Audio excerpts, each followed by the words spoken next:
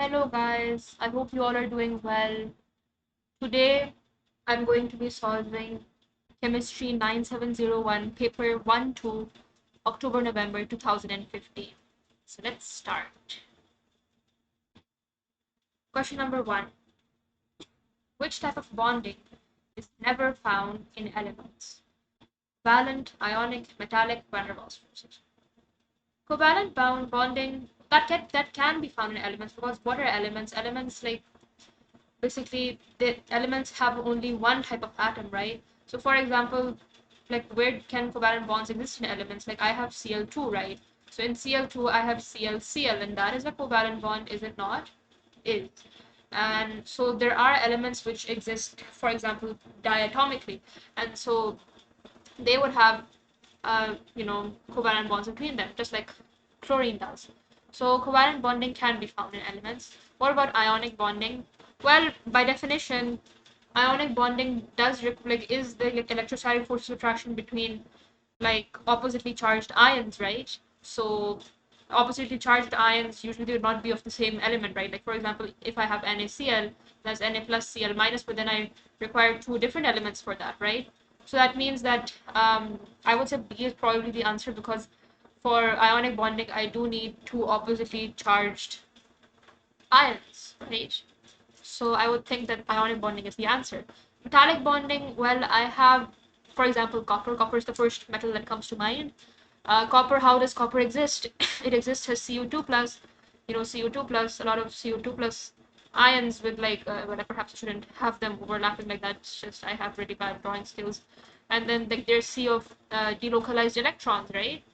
So metallic bonding can exist in elements, because the copper element exists like this, right? With metallic bonding between the copper cations and the its of electrons, right? So that's how it exists. And then van der Waals forces, they can also exist in elements. For example, again, if I have chlorine, so if I have two chlorine molecules, then they would have van der Waals forces between each other, right? The intermolecular forces, right? So again, van der Waals forces are intermolecular forces of attraction that can be found in elements. Even if I consider argon, that would also have intermolecular forces, right? So that can also be found in elements. So the only type of bonding which can never be found in elements among the options is ionic bonding. So that's my answer. And I just remembered that my sister suggested to me to use a different color instead of black, so that the annotation is more visible. So I'll do that. The next question. Arsenic chloride, AsCl3, reacts with sodium borohydride, NaBH4. What are the numbers P, Q, R, S, and T when this equation is balanced correctly? So, looking at the question, I feel there are, like, two methods or two main methods you can use to solve it. One of the methods is, like, you can look at each of the options and then substitute the values in, right? Like, for example, I substitute 2 over here, 3 over here, like if I'm looking at option A, 2 over here, 3 over here, and 1 over here. Then I look if, like, the right hand side, left hand side, and the right hand side, like, the number of atoms on each of the sides is balanced, right? So that's one of the ways you could solve this question, and then you could try that out for each of the options, right? And see whichever one gives you the right answer. And the other way you could do it, which is the way I'm going to be doing, is like you would use oxidation states to balance the equation, right? Like, how you balance redox equations using oxidation states. So I'm going to be doing that. So chlorine, if you take it to be like an oxidation state of -1 over here, so 3 chlorine atoms becomes -3. So then that means, because, like, the overall oxidation state of a compound should be 0, right? So if I have -1 times 3 over here, that becomes -3. And then for arsenic, I'm just taking it as an x, and that should equal to 0, which means the oxidation state of arsenic over here is going to be +3, right? So this is +3. NaBH4, sodium, has a fixed oxidation state always of +1, and then hydrogen has a fixed oxidation state of +1 as well. So if I have +1, and then for hydrogen as well +1, and then 4 atoms of hydrogen, so +1 plus 4 becomes +5. So +5 plus, if I just take the oxidation state of boron as x again, then that equals to 0, because the whole oxidation state of a compound should equal to 0, right? So then x is equals to -5. So the oxidation state of boron here is going to be -5, right? And then if I look at arsenic over here, what's his oxidation state? Well, hydrogen, again, because it's a fixed oxidation state, is +1, and then there are 3 atoms of hydrogen, so 3 times of +1, and then if I take arsenic as X, that equals to 0, because the overall oxidation of the compound should be 0. So X plus 3 equals 0, so then X is equals to -3, right? So arsenic is going from +3 to -3. Am I right? And then if I look at sodium, again, it has a +2 oxidation to +1, and then +1, and that means that chlorine must have an oxidation to -1 to make the overall oxidation state of the compound as 0, or the overall charge of the compound as 0, right? So +1 -1 equals 0. So that no change in oxidation state. Chlorine was -1 here and -1 here, and then sodium always has the oxidation state of +1, right? So now if I look at BCl3, I'll just erase all this. If I look at BCl3 now, so chlorine, again, it has a fixed oxidation in this equation. In this whole equation, chlorine has a fixed oxidation state. It's so hard to say that, of -1. Then there are 3 chlorine atoms, so it's -1 times 3, which becomes -3. So if I have to find the oxidation state of boron here, so -3 plus X is equals to 0, and then X is equals to +3. So boron is going from -5 to +3, right? So now I've gotten which oxidation states are changing in the whole equation, right? So let's balance the equation now. So for arsenic, what is happening? Arsenic is going from +3 to -3, right? So what's the difference? Well, so basically, because it's going from +3 to -3, so its oxidation state is decreasing, right? Which means it's being reduced, right? If oxidation state is decreasing, that means the substance is being reduced. And what is reduction? Reduction is gain of electrons. So it's gaining electrons, but then how many electrons is it gaining? That's the question. Well, what's the difference between 3 and -3? So 3 minus -3 is equals to 6, right? 3 equals 3 plus 3, which is 6. So that means it's gaining 6 electrons. The difference between 3 and -3 is 6, right? So it's gaining 6 electrons.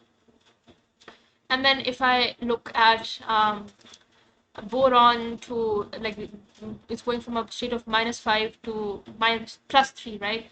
So that means that its oxidation state is increasing, right? Which means it is being oxidized. What is oxidation? It's the loss of electrons. So it's losing electrons. And then how many electrons is it losing? Well, the difference between 3 and -5, how much the difference? 3 minus -5 is 3 plus 5, which is 8, right? So it's losing 8 electrons. Am I right? So then I have to balance the number of the loss and gain of electrons, right? So what I'll do is I'll find the LCM of 6 and 8. So what is the LCM? So first I take 2, 3, 4, then I take 2 again, so you get 3, 2, then I take 2 again, so you get 3, 1, then I take 3, you get 1, 1, right? So what is my LCM? 2 times 2 is 4, 4 times 2 is 8, 8 times 3 is 24. So my LCM is 24. So I have to make 6 and 8, like multiply them by a number to get 24. So 6 times what is 24? 6 times 4 is 24. So I have to balance the arsenic thing by 4, and then 8 times what is 24? 8 times 3 is 24, right? So then, like, I have to multiply this one by 4 and this one by 3, right? So that means my P, because notice that I have, like, except, like, I have no other place in the equation where there's arsenic except for this place and this place, right? And I have no other place where there's boron except for this one and this one, right? So I can directly put these coefficients there. So like, if it's 4, then I can immediately put 4 here.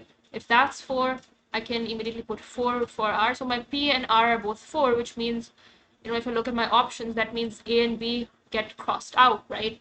And then if I look at my boron, I have to multiply that by 3, right? So like the coefficient should be 3. So then I will make my Q 3 and I will make my T 3 as well, which means that Q should be 3 and T should be 3, which means, like, I'm not even looking at S, but you know, looking at the options, that means that C must be my correct answer and S is 3 as well. So, you know, using redox equations, you can balance the equation and find out the answer. So the answer is C. Great. Question number 3. 3 substances have the physical properties shown in the table. What could be the identities of U, V, and W? So I can see that substance U has quite a high melting point and boiling point, firstly, and my options are sodium and zinc, and it has good conductivity in solid state, good conductivity in liquid state, and its conductivity in aqueous, well, it's insoluble. Well, since sodium and zinc are both metals, so they should have good conductivity in solid state and in liquid state, yes. Because, metals, they exist as metallic lattice, right? So in the solid state, so if they exist in metallic lattice, they will have like delocalized electrons, right? Metals, like it will exist as Na plus, and then like it's delocalized electrons, right? And same thing for Zn2 plus or whatever, right? However, the thing is that for you it has a very high melting point, right? And the thing is, sodium, its melting point is actually much lower than 420 degrees Celsius. So I can immediately cross out the option that U could be sodium. So U must be zinc, which means my only options left are C and D. If you want to find out what is the melting point of sodium exactly, I'll just check that out. Melting point of sodium. Oh, ignore my bad typing skills, but it's 97.8 degrees Celsius, which is much lower than 420 degrees Celsius. If I look at melting point of zinc, that is 420 degrees Celsius. Look at that. So that means, it's even more confirmed that zinc must be U must be zinc, right? Now, if we look at V, the melting point of V is very high as well. Like it's much higher than that, even much higher than the melting point of U, 993 degrees Celsius, and then boiling point is 1695 degrees Celsius. Its conductivity in the solid state is poor, and then conductivity in liquid state is good. Now you can see what they've shown for V is that V is an ionic compound, right? So if it's an ionic compound, that means that yes, its conductivity in solid state must be poor, and its conductivity in liquid state is actually good, because in liquid state it has free moving ions, right? So it has in liquid state we have Na plus F minus. In liquid state the ions dissociate, right?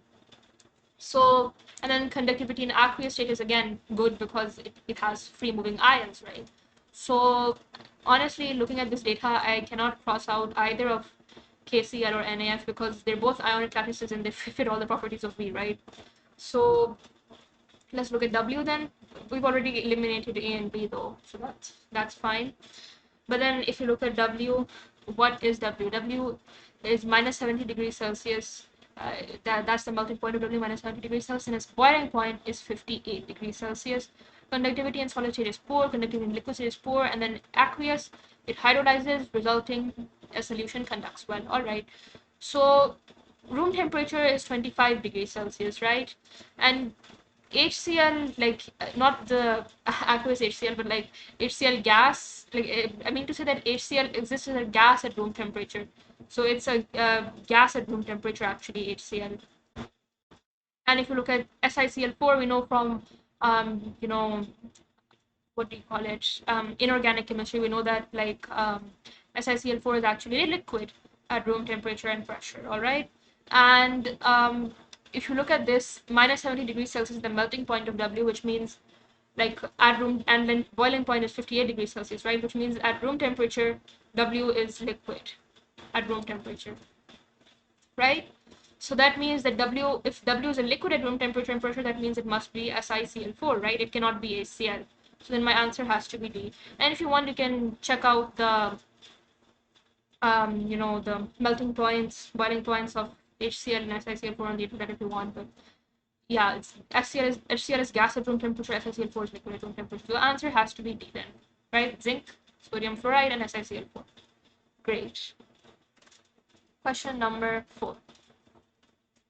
Flask X contains 5 cubic decimeters of helium at 12 kilopascals pressure, and flask Y contains 10 cubic decimeters of neon at 6 kilopascals pressure. If the flasks are connected at constant temperature, what is the final pressure? All right. So what I can say over here is that, like, I can basically use this equation that P1 V1 plus P2 V2 is equals to P total V total. All right, that's basically my logic. That's the way I would do it. 5 cubic decimeters of helium at 12 kilopascals pressure and 10 cubic decimeters of neon at 6 kilopascals pressure. Why can I use this? Because like they said, the flasks are connected at constant temperature, right? If it's constant temperature, then that means that I can use this relationship, which you know from Boyle's law, right? Because basically PV is equals to T, right? But your T over here is constant, which means whatever your PV is, that will be, like, you know, you can use this relationship. You don't need to include T in the equation because T is constant, basically. So if I substitute my values in, then for flask X, I have 5 cubic decimeters. Sorry, in fact, I should start from this side. Now the thing is, they want the answer in kilopascals, right? And my pressure is in kilopascals as well. So I don't really need to convert from kilopascals to pascals because the options are all in kilopascals. So I'll just keep it as 12 kilopascals multiplied by 5 dm cubed plus, then this is 6 kilopascals multiplied by 10 cubic decimeters, all right, is equals to, now the pressure is a thing I don't know, so I'll keep that as P multiplied by V total. Now the thing is, because the volume of the flasks isn't changing, right? Like if you have a flask, its volume wouldn't really change, right? And a gas, it occupies like the full volume of the gas, right? So whatever volume I have on this side, it is equal to the volume on the right hand side as well, right? So my total volume is actually the same, like 5 plus 10 is 15, right? So my total volume is actually 15 as well, which is why I can use this equation that P1 V1 plus P2 V2 equals P total V total, because that's true, right? So then if I try find the pressure using this equation, 12 5s are 60, so 60, and then 6 10s are also 60, so 60 divided by 15, right? So that becomes 120 divided by 15. 5 3s are 15, 5 2s are 10, 5 4s are 20, 3 1s are 3, 3 8s 24. So my answer is 8 kilopascals. Obviously, you could use a calculator for this as well, but this was a bit of simple math, so that's why I just, did it like that. But yes, the answer is 8. All right, and yeah, next question. Calcium forms an ionic compound with carbon called calcium carbide. All right, very interesting. Calcium carbide. Now, the oxidation number of carbon in calcium carbide is -1. Calcium carbide is readily hydrolyzed by water, giving 2 products only. All right, and you can see the options have only 2 products. What could be the formulae of calcium carbide and the 2 products of hydrolysis? So firstly, we need to have a compound of calcium and carbon, which has -1 as the oxidation state of carbon, right? So calcium, it's in group 2, and group 2 elements all have fixed oxidation states, as do group 1 elements, right? So the fixed oxidation state of group 2 elements is +2, right? So Ca has a fixed oxidation state of +2. Similarly, all the other group 2 elements have a fixed oxidation state of +2 as well. Oh my god, this whole paper is really testing my ability to say oxidation state properly. Anyways, oxidation number, whatever. But like, yes, so this has a fixed oxidation state of +2. Now, since I have 2 atoms of, so if I'm considering Ca, so the 2 options I have are, firstly I have Ca2C, right? So this is like, I have +2 as the oxidation state, and then I have 2 atoms of calcium, right? So 2 times +2, and then I can take the oxidation state of carbon as X. So plus X, and this should equal to 0 because the oxidation state of a compound should equal to 0 in total. So then X plus 4 equals 0, which means X is equals to -4, right? So over here, carbon actually has an oxidation state of -4, which means A and B cannot be my answer, right? And then if I look at CaC2, that must, by the process of elimination, that must be my answer. But anyways, let's just check it out. So again, calcium has a fixed oxidation state of +2, and then I have 2 of carbon, so I'll take it as 2x is equals to 0, then 2x is equals to -2, x is equals to -2 divided by 2, so x is equals to -1. So yes, over here my carbon has the oxidation state of -1, right? C and D can be my answers. And now let's look at what are the products of hydrolysis. So it says giving 2 products only, right? So let me just write down the equation and see what I get. So I have CaC2 plus H2O. So what would I get? Well, I should get, let me see what I can get. For they have written CaO and C2H4, or CaOH twice and C2H2. So let's write that down. CaO plus C2H4, and then the second one is CaC2 plus H2O gives you CaOH twice. plus C2H2, right? Now let's see whether, obviously I need to balance, but let's see. C2H4, well, this is a weird equation. H2, okay, so that means, how would I don't know, I mean, over here in this equation, I find it really hard to balance the oxygens, right? Because I have one oxygen, but then I have only, if I put a 2 here, 2 2s are 4, so then I will get 4 hydrogens, but then I have 2 oxygens now, so how would I balance this? If I put a 2 here, then I would need to put a 2 here, and it's just a really cyclic argument, like I really can't balance this equation properly. I would need to add, half oxygen or something, like I would need to add something else as well. So I feel that C is not the answer either, which means it probably is D, but let me see if I can balance this equation properly. So Ca, C2, already have 2 carbon atoms here, and then H2. Now I have 4 atoms of hydrogen on the right hand side, so that will make this 2H2O, 2 oxygen atoms on the right hand side, 2 oxygen atoms on the left hand side. It's balanced, isn't it? So that means I can easily balance the lower equation with only 2 products. So that means that D is probably the answer, because it just is the more, convenient option, I guess. So I'll say that D is the answer. All right. Next question. Hess's law is something I really love, may be used to determine enthalpy changes using average bond energies as shown in the diagram. U is the sum of the average bond energies of the reactants. So this is the sum of the average bond energies of the reactants, which is, yeah, okay. And V is the sum of the average bond energies of the products. All right, great. That's why they're saying that the isolated gaseous atoms, like for example, if I have X over here, then I break this, then I have the bond energy of that, right? Like however much energy it takes to break this bond over here, right? And then I get 2X, like I get isolated gaseous atoms, right? Which are not bonded to anything really. So then for the reaction shown below, which expression will give a value for W, the enthalpy change of combustion of methane? Basically, what should that be? That should be V minus U, right? So not V minus U, actually, I should go in. So this is one direction that I'm going in, and the other direction is this, right? So basically what I'm trying to say is W is equals to U minus V, right? So U minus V, that's what I'm trying to say. And so what is the question they're asking? The question they're asking is which expression will give a value for W, the enthalpy change of combustion of methane? Well, if you're taking this as you can just, take this to be the Hess's law, the Hess's cycle for CH4 plus 2O2 gives CO2 plus 2H2, then the answer should just simply be U minus V, shouldn't it? Because one of the routes is this route, and the other route is U, and then you're going again, like firstly you're going in the direction of the arrow, so that's U, and then you're going against the arrow, so you should make it minus V. So U minus V, W equals to U minus V. So the answer is A, simple. Not a question to really overthink about, I think. So yeah, let's go to the next question.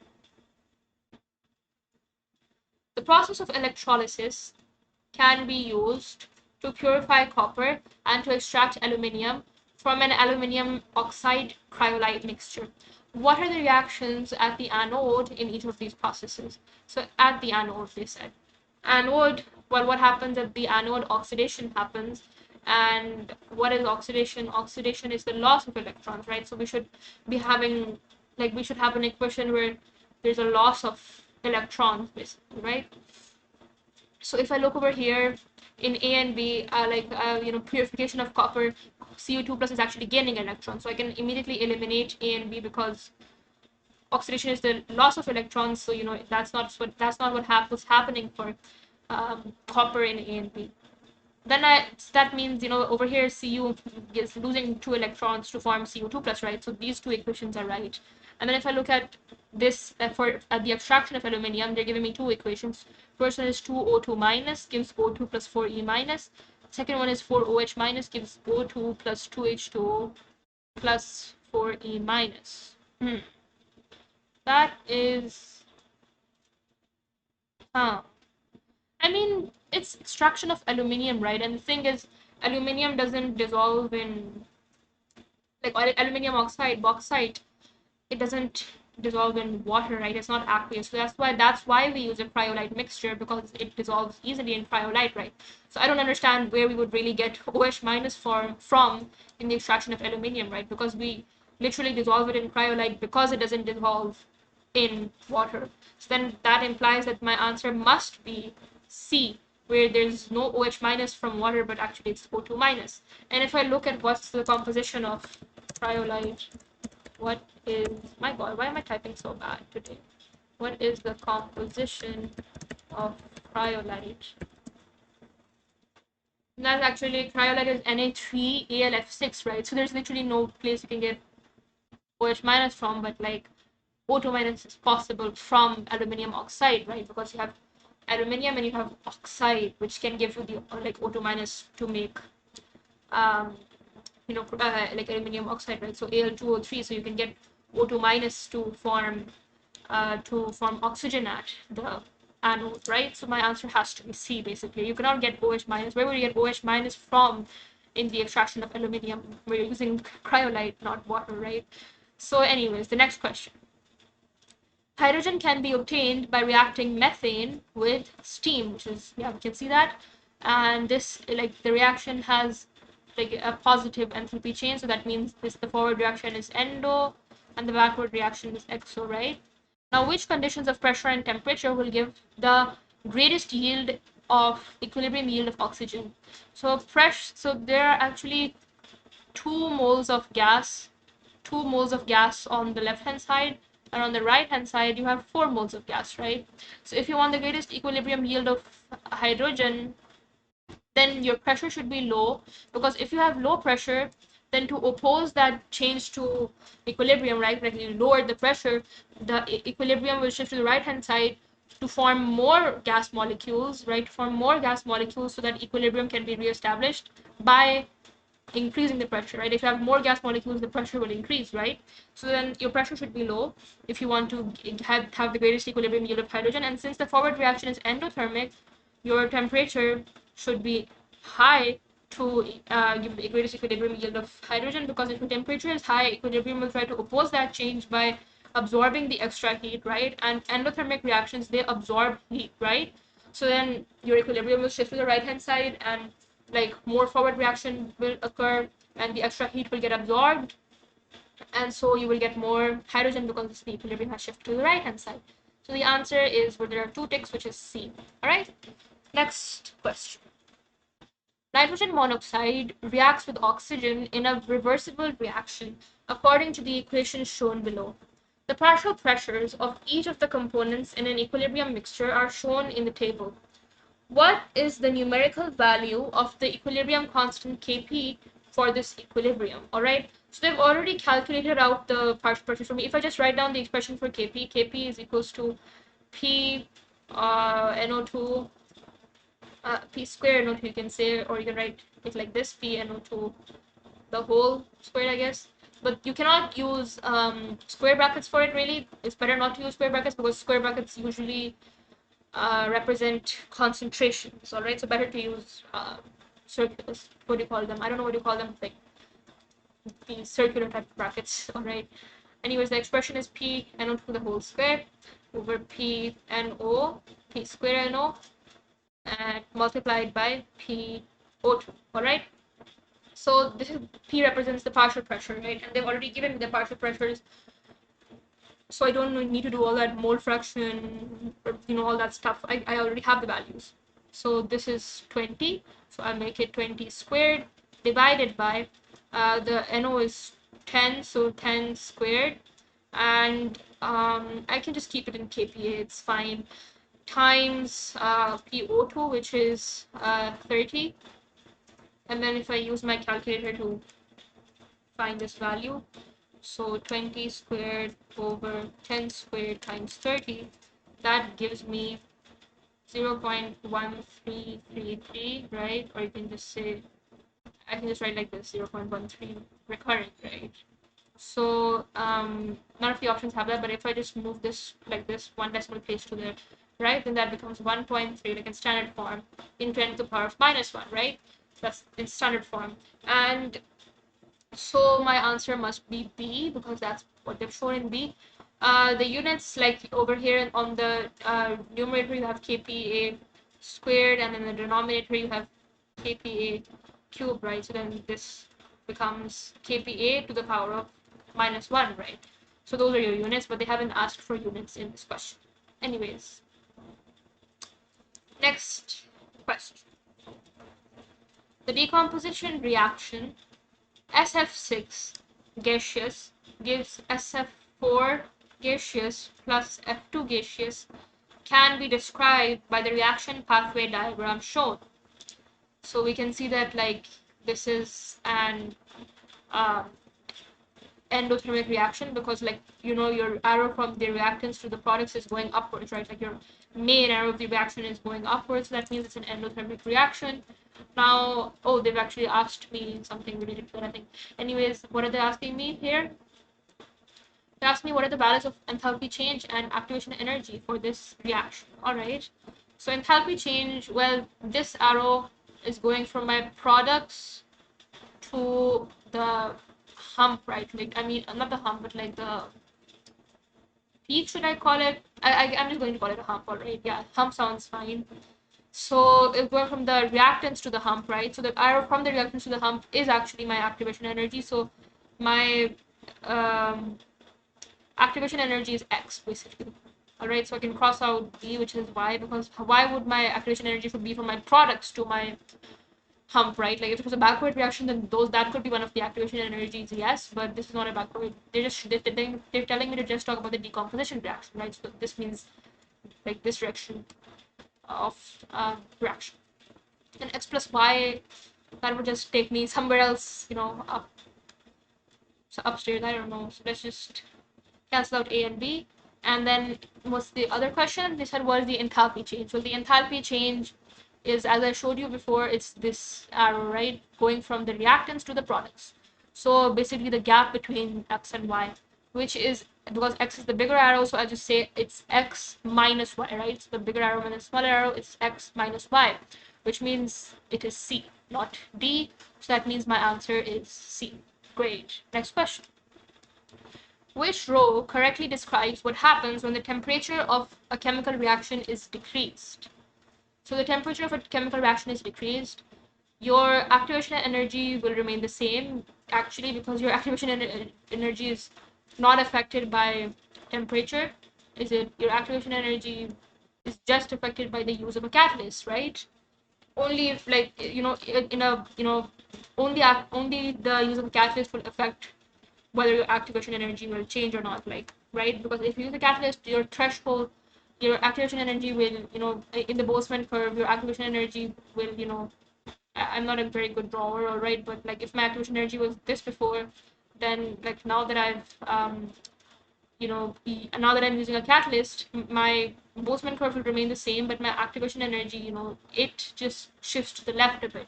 So now there are more particles that have energy that is greater than or equal to the activation energy. That's what happens. But other than use of a catalyst, nothing affects the activation energy, really, to my knowledge at the very least. Anyways, the number of successful collisions when you decrease the temperature, that decreases, right? Because your temperature, if your temperature decreases, your molecules, like their average kinetic energy decreases, which means they're moving slower, so they collide. There are less successful collisions between the molecules, right? So your Boltzmann curve, like it would, just become sort of like this. Again, I'm not very good at drawing, but yeah, so it would just shift to the right and the peak would lower, and now your activation energy is still the same, but then, sorry, that's the opposite thing actually, I don't know. But the temperature has decreased, right? So your Boltzmann curve would actually become like this instead, right? So then, actually not like that. I'm just really not good at drawing. I don't even know how. Anyways, something like that, hopefully, but basically, I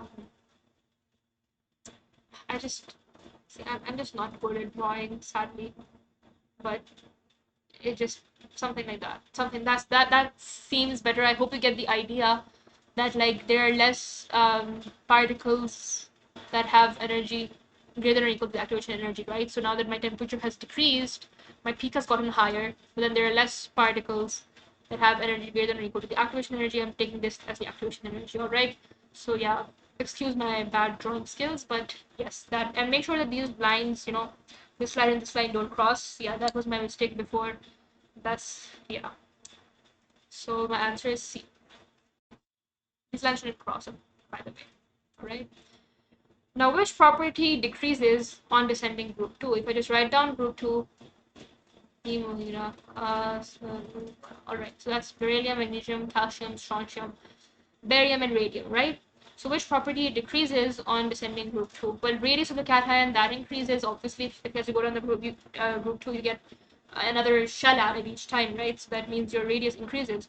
Reactivity of the element with water, that increases as well, because now as you add more shells, so then the shielding effect on the outermost electron increases, right? So your outermost electron can be lost more easily, which means it's more reactive with water. Shielding of the outermost electrons, I just said now that it increases. Now the ease of thermal decomposition of the carbonates, MCO3, that actually increases because this like something you learn in A2 actually. Like for example, if I have Be2 plus, so it's like this, right? Then if I have Mg2 plus, so that has a bigger radius, right? And if I have Ca2 plus, it has an even bigger ionic radius, right?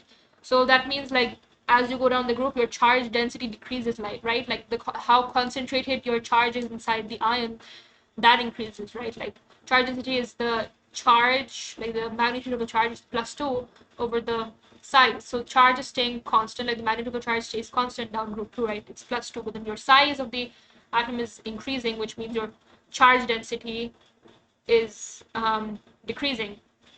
And since your charge density decreases, the polarization of like the ion polarization decreases, like it's less able to distort the CO3 2 minus anion. So M2 plus CO3 2 minus. So the cation is less able to distort the anion basically, because it's less able to pull the anion and distort it. That's something you learn in A2. Honestly, it's not necessary to know for paper 1, AS stuff, but yeah, the answer is D anyways. So next question number 13. Use of the data booklet is relevant to this question. The reaction between aluminium powder and anhydrous barium nitrate is used as a propellant in some fireworks. The metal oxides and nitrogen are the only products, all right? Now, which volume of nitrogen measured under room conditions is produced when 0.783 grams of anhydrous barium nitrate reacts with an excess of aluminium? All right, so let us write down this reaction. So I have aluminium powder and I have anhydrous barium nitrate, which basically means BaNO3 twice, right? And this gives me one of the only products. The only products are metal hydroxides and nitrogen. So I get Al2O3, that's the first metal hydroxide I would get. Metal oxide, and the other one I would get is the barium one, which is BaO, and then I will get nitrogen, right? So that is my equation, and I just need to balance this equation. So let me see how I can balance this. I have, how can I balance this? Let me see. So 3 2s are 6 for oxygen, but then I have 2 Al here, right? So can I put a 2 here? Decision, if I put a 2 here, then like I have 3 of oxygen here and then 4 here. 3 2s are 6. So I need 3 2s are 6, right? So 3 here, and I have the only other oxygen containing product is this. So I can make this as 3. So I have 3 of barium, which means this would become 3, but then my oxygens are again imbalanced, right? But everything else is balanced except for nitrogen as well, actually.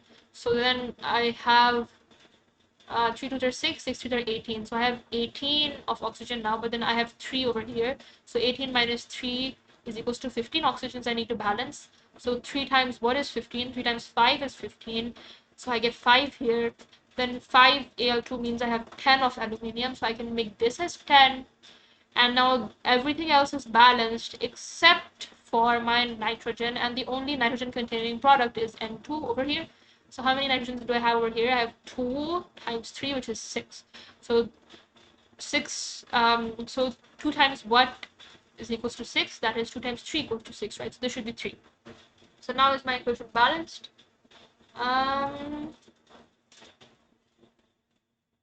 Yeah, it looks balanced to me. So now they have mentioned that we have 0.783 grams of anhydrous barium nitrate, right? So now I just need to find out, okay, so let me just use my, what I can do is I can find the moles of barium nitrate, and I can find the, MR of barium nitrate using the periodic table basically. And then when I find that, then I can use the molar ratios to find, what is the moles of nitrogen that I produce. And when I find out what the moles of nitrogen produced, I can use n equals v over 24, because they said under room conditions, so I can use n equals v over 24 to find out what is the volume of nitrogen produced, right? So let's get on that and find out what is the, firstly, the MR of barium. So barium has a, like, a barium nitrate, barium has a AR of 137.3. So 137.3 plus, now I have 2 of nitrogen, so nitrogen has an AR of 14.0, and then oxygen, 3 2 are 6, so that's 6 oxygen atoms. And I have, and the oxygen has an AR of 16, right? So if I just do that on my calculator, 37.3 plus 28 plus 16 times 6, that becomes 261.3. So this has an MR of 261.3 grams per mole, right? So that's my MR of barium. And now if I find the moles of barium, so my, I just write it down here. So moles of barium is equals to M over MR, right? So I'll just say 0.783 over 261.3. So 0.783 over 261.3. That comes out to be approximately, I'm saying 2.996 into 10 to the power of minus 3. Alright, I'm not rounding it or anything because it's an intermediate value, so I'm just going to keep it like this. Okay, so 2.996 into 10 to the power of minus 3. And then what is the molar ratio from barium to nitrogen? Actually, 3 moles of barium forms 3 moles of nitrogen, right? So that means it's 1:1 molar ratio, which means the moles of this are also 2.996. You can just use the calculator value into 10 to the power of minus 3 moles, right? So now if I want to use the equation n equals v over 24, v equals to 24n, right? So I'll just multiply, and they want the answer in centimeter cube. So that means 24 times 2.996 into 10 to the power of minus 3. Now the answer I'll get from this is actually in decimeters cube. So what will I get the answer as? That will be 0.0719 dot dot dot, right? Now the thing is, I want to convert dm cubed to cm cubed, right? So we know that 1 decimeter is 10 centimeters, all right? The ones who do biology, I guess they would know that very well, from, I think, microscopy or whatever you call it. And then if you have 1 dm cubed, then that gives you 1000 cm cubed, right? Obviously, you know 10 to the power of 3 with this 1000, right? So basically, to convert from dm cube to cm cube, I need to multiply by 1000. So if I just multiply it by 1000, then I get my answer as 71.9 cm cube, right? 71.9 cm cube is approximately 72.0 cm cube, which is my answer B, right? So my answer is B. Next question. Question number 14. I'll use another color. Which chloride of a period 3 element dissolves in water to form a solution with a pH of 7? With a pH of 7 means a neutral pH, right? But then aluminium chloride, AlCl3, I know that it gives like an acidic solution, right? I mean, I don't remember the exact equations actually, but like from what I remember, like it forms, in the end it like has like H plus released and stuff. I'll find the exact equations. It's been a long time since I've done inorganic chemistry. I should probably revise that and stuff. Let me see what are the equations for it. Yes, okay, so we have AlCl3, and then like when dissolved in water, like you get like you have Al2Cl6 originally, right? So Al2Cl6 breaks down into the monomer, which is AlCl3, which then it further gets hydrolyzed by the water molecules. Like it further gets hydrolyzed, like dissolved in water to give Al3 plus and Cl minus, and then you get eventually you get it gets which these get hydrated by the water molecules to give you Al H2O 6 3 plus. Okay, and this thing, it keeps slowly releasing protons basically. So first one is Al H2O 6 3 plus. This is honestly a very good revision for me, which like first you get Al H2O 5 OH for OH 2 plus, so your charge decreases by 1 because like you have a OH minus here, and then you get plus H plus, right? So it's one of the water molecules is dissociated into OH minus and H plus basically, and then it keeps doing that until like eventually you get Al H2, or in fact no H2O, but like Al OH 6 3 minus, right? Plus 6H plus. So you eventually do get like a very acidic solution. You're slowly getting a more and more acidic solution, right? So this will give an acidic solution. That's the point I'm trying to prove here, basically. And obviously, like because you're getting H plus released here, right? So then what happens is your H plus and Cl minus, they combine together to give you HCl gas, basically. So you see basically what dense white fumes of HCl gas forming when your AlCl3 is decomposing, dissociating your water, right? So the next one, which is PCl5. So basically, yeah, that's what happens with the AlCl3, and then because it's an acidic chloride, and PCl5. That is also an acidic chloride, is it not? Because like yeah, it's a non-methyl chloride, should be acidic as well. Let me think. What is the reaction of a PCl5 plus H2O would give you H3PO4, right? Phosphoric acid plus now we have these two, so HCl. And if you want to balance this out, then you have like 5 HCl because you have 5 chlorines on that side. So now I have 5 here and 6, 7, 8. So 8 H in total. So then this should be 4. 4 to 8. And then I have 4 of oxygen, which I have here as well. So that's my balanced equation, right? And H3PO4, as I mentioned, it's acidic. It's an what do you call it? It's an acid, right? So obviously you would not get a solution with the pH of 7. Now if I look at silicon 4 chloride, which is silicon 4 chloride, SiCl4, which we looked at before, and I told you that SiCl4, like it's liquid, it's a colorless liquid, right? So SiCl4, let's just write down its equation with water. It's also an acidic chloride, I think, basically, but like SiCl4 when it reacts with water should give you SiO2 and then HCl again. So HCl, now if you balance it out, there should be 4 and there should be 2, and it's a balanced equation now. But then again, like see, you get HCl gas, which is an acidic gas. So again, the answer cannot be C because you get acidic products basically, right? Now if you look at sodium chloride, oh my god, I should have looked at the last option first, shouldn't I have? But sodium chloride would, like, you have NaCl solid, right? So when it dissolves in water, it will give you Na plus aqueous and Cl minus aqueous, right? So it dissociates into water into the ions, but then it's basically just a neutral solution, right? Because it's just dissociating into ions, nothing else is happening really. So it's just B is the answer. You form a neutral solution with sodium chloride. And yeah, now I feel stupid. I should have checked the first option first.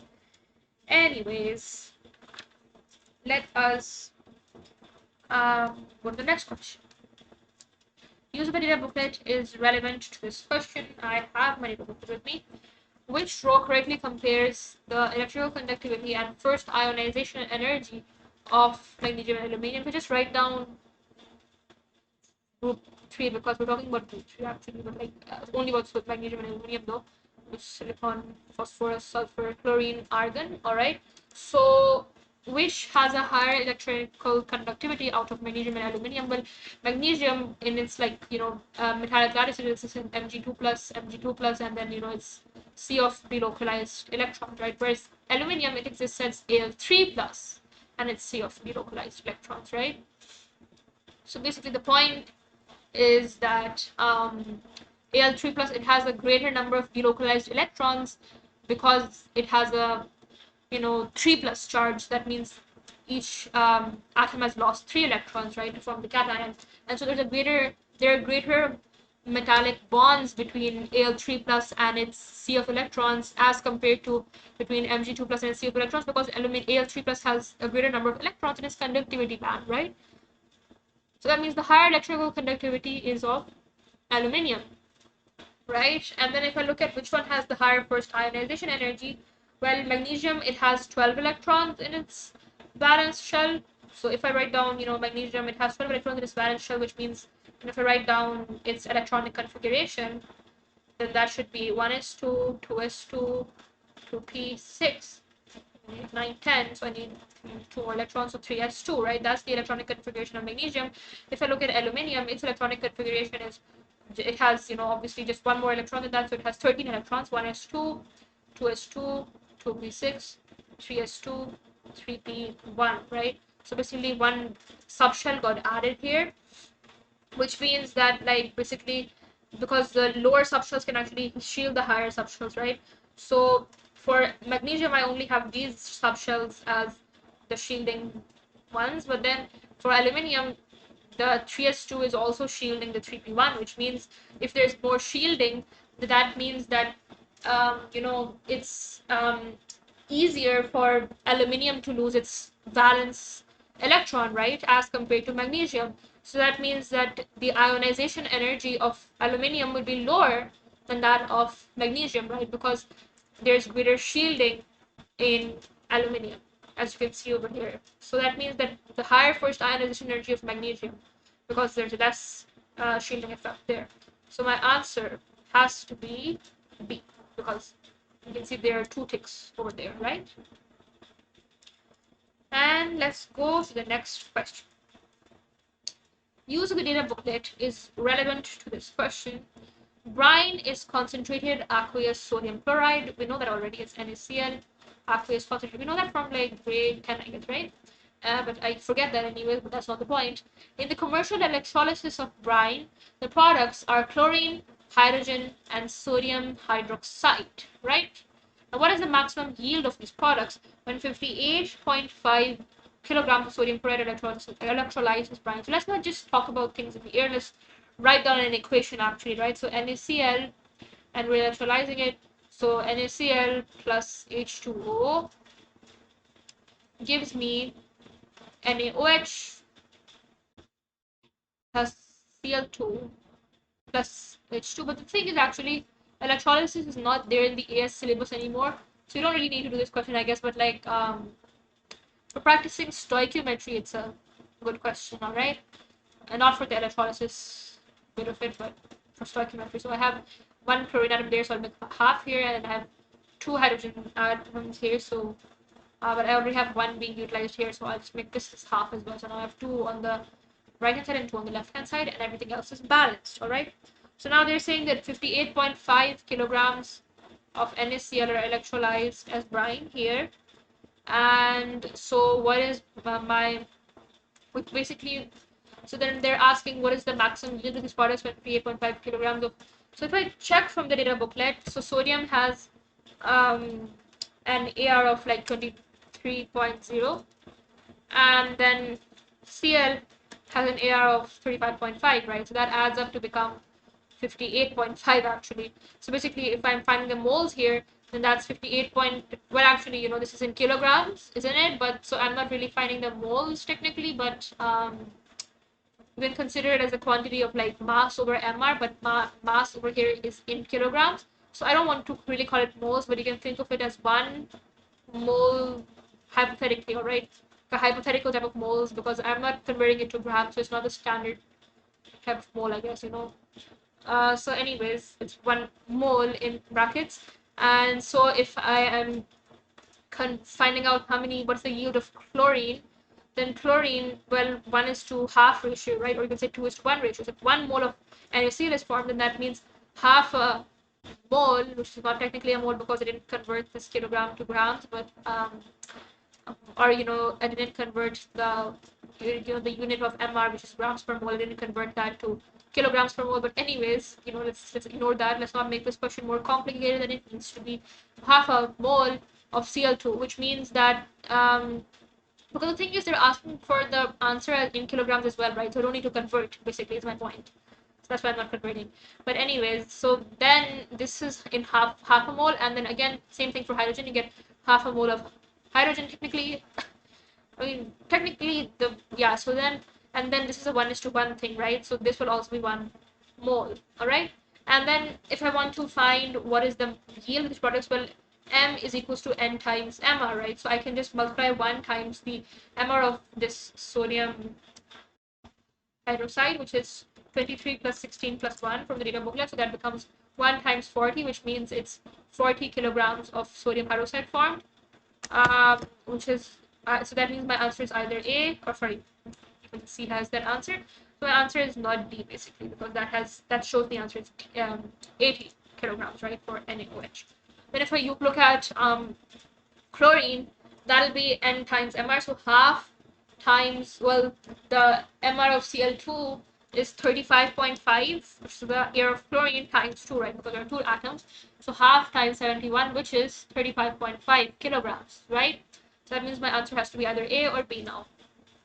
And then if I look at hydrogen, that should be half times of, well, the area of hydrogen is 1 times 2 is 2, so that means the MR of hydrogen gas is 2, and so that means it will be 1 kilogram, right? So that means my answer is A and not B either, so that means my answer is basically, yeah, A. All right, next question number 17. A student observed the reactions when sodium chloride, let me just erase some stuff because I just want to make it, neater and stuff, okay? A student observed the reactions when sodium chloride and sodium iodide were each reacted separately with concentrated sulfuric acid and with concentrated phosphoric acid. All right, fine. Some observations are recorded in the table. Now, which deduction can be made from these observations? All right, so NaCl and H2SO4, you got a colorless acidic gas. NaCl plus H2SO4, so you would get HCl gas from that, right? And also Na2SO4, or you can say NaHSO4. So you could get like HCl plus NaHSO4, or you can say Na2SO4, right? And if you do NaCl plus H3PO4, again you would get HCl gas. That's your colorless acidic gas that forms, all right? So that's the first thing. Now with sodium iodide, the thing is that this is like a very strong bond, right? Like, but you have HCl. If you go down the group, you have HBr, then you have HI, you have chloride, bromide, iodide, acetate, and then the top you have HF. But we always ignore HF and HAT. I don't know why we do, but we do. Anyways, so as you go down down the group, the size of the halogen atom increases, right? So like, bromine is bigger, then iodine is bigger, than, so they get bigger down the group because more shells get added, right?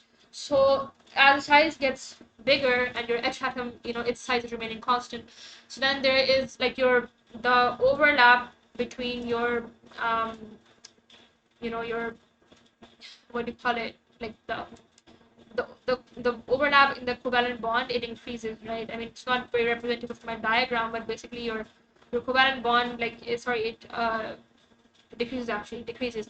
So like your covalent bond is actually becoming longer, right? Because like your halogen atom is becoming bigger, so there's less overlap in the covalent bond, and your bond becomes weaker and it becomes longer as you go down the group from HCl to HBr to HI, right?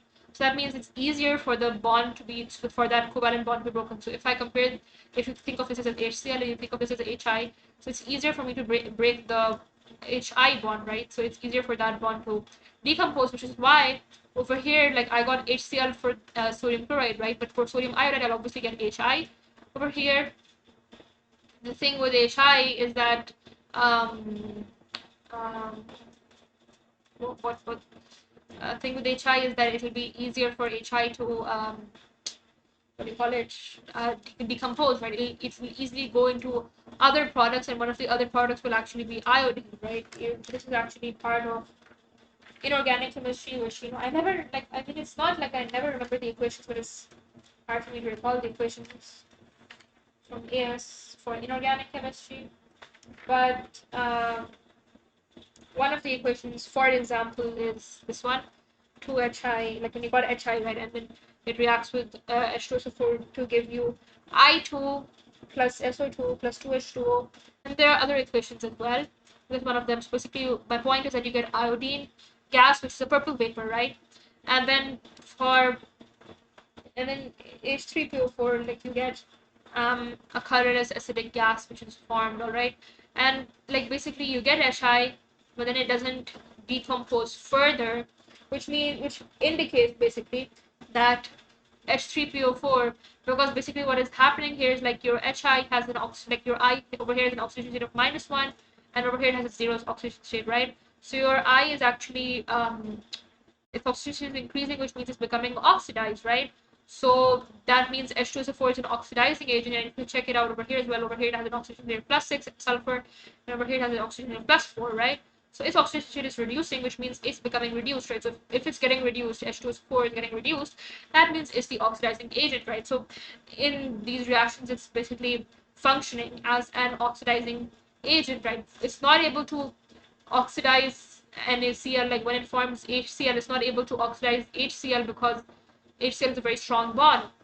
It simply reacts with NaCl but does not react with, like, it does not oxidize HCl. But then because HI is a weaker bond, so it's able to oxidize HI into I2 and into other stuff as well. Like, later it becomes like you can get other reactions, so you get sulfur form, which has an oxidation rate of 0, so further oxidation is taking place, and you get H2S as well, which is, over here I get -2 as my oxidation of sulfur, so it's getting even further reduced, which means it is oxidizing even further, right? But then the thing is, over here for H3PO4, I'm getting a colorless acidic gas form, which basically means that my H3PO4 was unable to oxidize my HI, whereas H2SO4 was able to oxidize HI, right?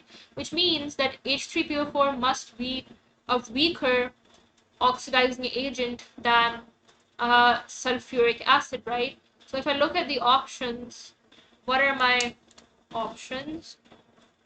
Actually, that's none of the options actually. So, concentrated phosphoric acid is a stronger oxidizing agent than concentrated sulfuric acid. No, it's a weaker oxidizing agent than concentrated sulfuric acid. Concentrated phosphoric acid is a stronger oxidizing agent than iodine. Not really. I mean, I cannot see that from the reactions because it wasn't able to oxidize HI, was it? So that doesn't indicate that it's a stronger oxidizing agent than iodine, does it? So, and concentrated sulfuric acid is a stronger oxidizing agent than chlorine? No, because you see again over here, H2SO4 was not able to oxidize HCl, was it? Because you just got a colorless acidic gas, which is HCl, but no further observation, which means it wasn't able to oxidize HCl, right? So that's wrong. Concentrated sulfuric acid is a stronger oxidizing agent than chlorine, than iodine. That is right. It is a stronger oxidizing agent than iodine because H2SO4 was able to oxidize HI into iodine vapor, right? So that means it was able to oxidize HI, so that means that it is a stronger oxidizing agent than iodine, right? So the answer is D for this question, and I hope my explanation was not too long-winded or anything. Anyways, the next question. A white powder is a mixture of sodium chloride, which is NaCl, and sodium iodide, which is NaI. It is dissolved in water in a test tube. Excess aqueous silver nitrate, AgNO3, is added to the test tube, so it's obvious, what we're trying to get, like a silver precipitate, right? So a precipitated X is observed. So you get AgCl, and you'll also get AgI, right? So AgCl plus AgI in the test tube, which, AgCl is white, and then AgI is yellow in color, right? So then you would, that's what you would get. You would get like when you combine them, you'll get like a creamish color, I suppose. A false positive, I suppose, for AgBr, but like you mixed sodium chloride and sodium iodide, so hopefully that was, what you mixed together. But anyways, excess concentrated ammonia is then added to the test tube containing X, right? So this is your precipitate X, all right? So anyways, you added excess concentrated ammonia to it, so you added NH3 aqueous, which is concentrated. And then what happens is, as the test tube has been shaken, a precipitate Y is observed. So the NH3 aqueous concentrated, AgCl would dissolve in it, so you would get AgNH3 twice Cl. You would get that, if I'm not wrong. I mean, that's what I remember. Edward Farm, right? Yeah, I think so. It's called a diamine complex, alright? Anyways, that's what you would get, AgNH3 twice plus Cl minus. But then AgI, it would not dissolve in the concentrated aqueous ammonia. If you had AgBr, since the NH3 aqueous is concentrated, AgBr would also dissolve in it to form a diamine complex. But in this scenario, the only one that dissolves is AgNH3 twice plus Cl minus. So then after the test tube has been shaken, a precipitate Y is observed. Well, this is no longer a precipitate, is it? So you have, this is aqueous. So Y, your precipitate Y is just AgI solid, right? So basically, which statement about X or Y is correct? X is the pure white color. That's wrong. I told you the creamish color. X is pure silver iodide. No. X is AgCl and AgI solid. AgI solid, AgCl solid. Y is pure silver chloride. No. Y is pure silver iodide. Y is yellow. Y is yellow because AgI, as I wrote over here, it's yellow, and Y is just AgI, right? So then the answer is B. Great. Next question. Use the data booklet is relevant to this question. 4.7 grams of an ammonium salt is heated with excess aqueous sodium hydroxide. The volume of ammonia gas given off, measured at room temperature and pressure, is 1.41 cubic decimeters. Which ammonium salt was used? So if I try to find out, if I've just, they've told me the equations, right? So firstly, let me just find out what is the because we know that it's room temperature and pressure, so I can use the equation N equals V over 24, right? So basically my moles of NH3 that was given off is equals to V over 24, which is because they've already given me in decimeters, so I don't need to convert anything. It's 1.41 over 24, which is 0.05875 moles. All right. Now if I write down the equations for each of these, so firstly I have NH4Br, and then I have NH4 twice CO3. So this would give me basically like let me basically like if I have to compare this to like how many NH3 moles I would get 1 mole of NH3 from this. I would get 2 moles of NH3 from this, and then this one I have NH4NO3. I would get 1 mole of NH3 from this, and then I have NH4 twice SO4, so I would get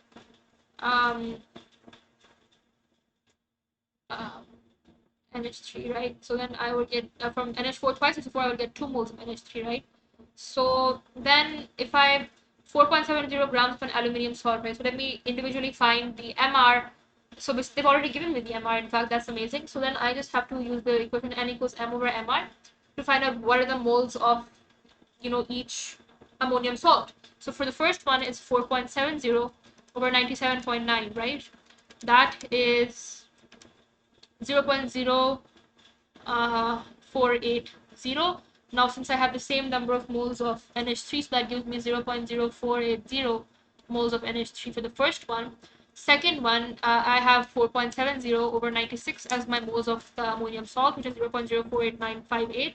And then I have 2 moles of NH3, so I will multiply that by 2 to get the moles of NH3 formed, which is 0.0979. I'm basically trying to find one where I get this same number of moles, like basically around 0.05875, which I haven't really gotten yet, have I?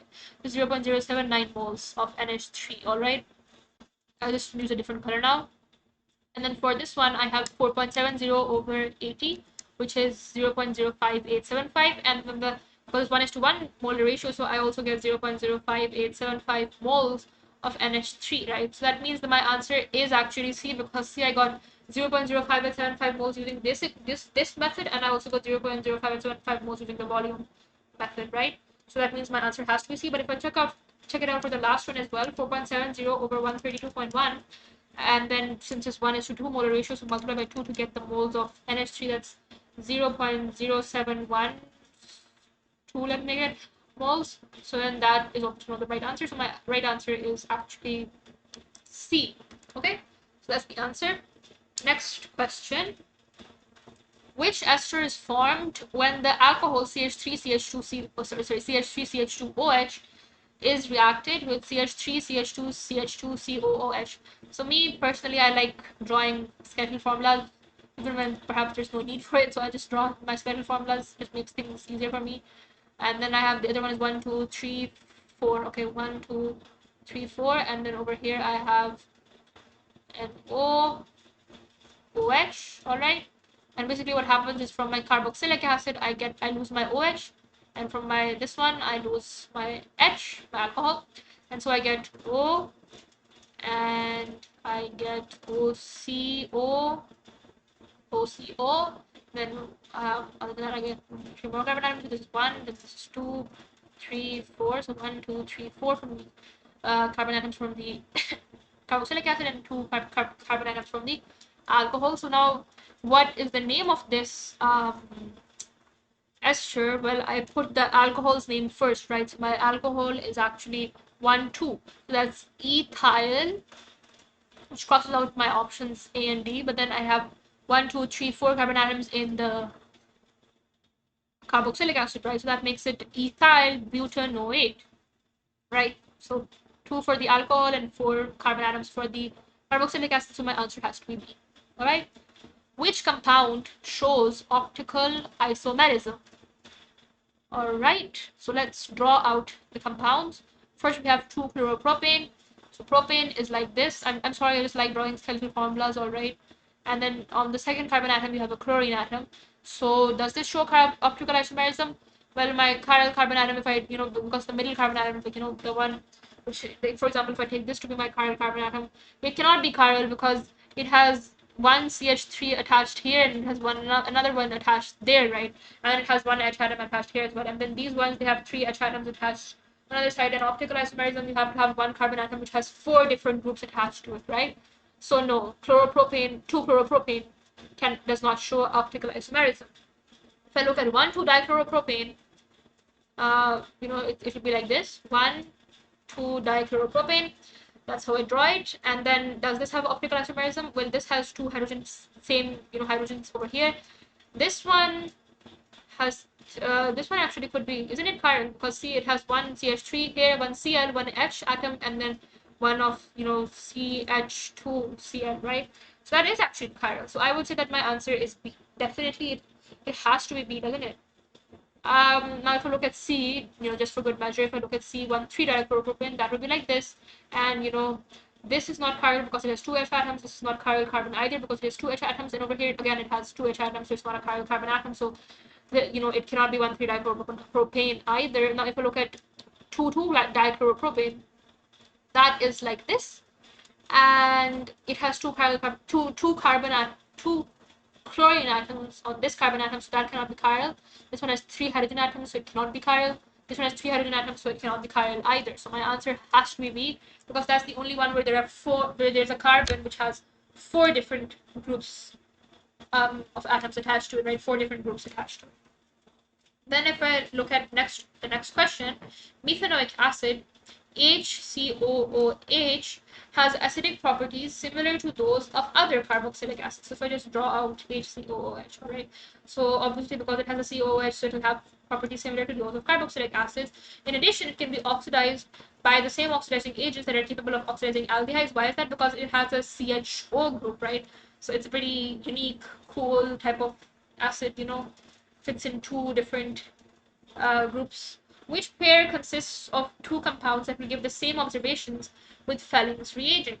HCOH and CH3COOH. Now, why would a carboxylic acid give a positive result for a test for an aldehyde, right? So obviously CH3COOH will not, give. So basically, my point is that CH3COOH will give a negative test with Felling's reagent, whereas HCOH will give a positive test. Now, obviously, HCOH gives a positive test, right? So I'll just write that down above each of them just to make it convenient for myself. CH3COOCH3. Now, that is an ester, and again, why would it give a positive test with Felling's reagent? It's not an aldehyde, right? So this would again give a negative test with Felling's reagent. CH3CH2COCH3. That is a ketone, and again, a ketone would not give a positive test for Felling's reagent because Felling's reagent is a test for aldehydes, isn't it? Not for ketones. So then this is also negative, but then CH3CH2 CHO, you have CHO, right, which means it's an aldehyde, which means if you give a positive test for Felling's reagent. So my answer has to be D. Okay, that's all. And HCOH, because again it has the CHO, so it can give a positive test with Felling's reagent. Yes. The only thing, like, you should remember, like for methanoic acid, even though it has CHO, it will not give a positive test for 2,4-DNPH, all right? Because 2,4-DNPH is used to test for aldehydes and ketones, right? But methanoic acid cannot give a positive test for 2,4-DNPH, even though it has CH4 group. I do not know the exact reasoning behind that, but you can check it out on your own. Maybe I'll do that later as well. Compound Q can be made from propanone. Which types of reaction will Q undergo? All right, so we have Q. Now, because Q, it has the, a ketone group, right? So ketones, they can undergo nucleophilic addition, right? Which is something you must have done a lot of in your classes. But Q can undergo nucleophilic addition, which means that till now, these like A, B, and C seem like viable options. Now, if I look at this thing, it has an alkene group, which means it can undergo electrophilic addition as well from the alkene, using the alkene thing, right? So it can undergo nucleophilic addition and also electrophilic addition, which means my answer must be A, nucleophilic addition and electrophilic addition. Okay, next question. 24. The depletion of the ozone layer in the upper atmosphere reduces the Earth's natural protection from harmful ultraviolet radiation. Which compound would cause the most depletion of the ozone layer?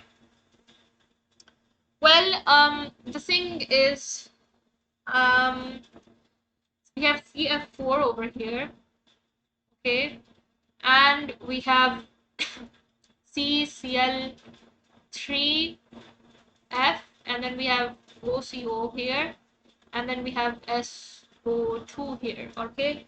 And let me see, I really don't remember this well, but